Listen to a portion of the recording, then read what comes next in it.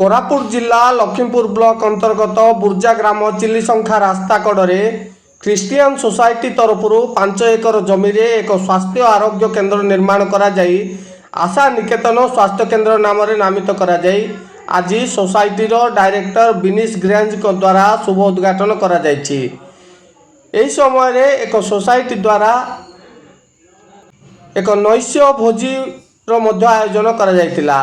एथिरे आखपाख अंचलर किछि जनाशुना लोकंकु निमंत्रण करिथिबारु सेमाने एठाकु आसी सुंदर भाव में निर्माण करा जायतिबा स्वास्थ्य आरोग्य केन्द्र बुली देखिथिले।